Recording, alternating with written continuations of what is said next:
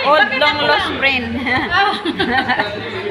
Long lost friend, nandito na siya. Long lost friend, my neighbor. Dito na siya ngayon, nakita ko siya. Nakita ko siya dito, may ano na siya dito. Hi, sis Dang. May restaurant na Hoy, siya. nag-part-time lang ako ha. Dati na siya ngayon. Uy, dati Ay, naku, katulong. my God. Karoon, katulong pa rin. Napapatan ka ba? Ano lang sa tagisan niya. Dito. Hindi ako bigyan na kumulong. Ay, kasi Wala na silang makain na gusto sa bahay. Lagi yun sa labas.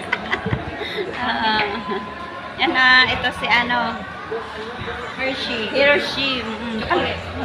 Kalimutan ko rin. Hershey pala. Tagal na kami na ano. Madja-junction pa siya noon. May ano siya, may tindahan. Ito, nagbaliktad ngayon, no? Ha? Doon ako ang may tindahan ngayon.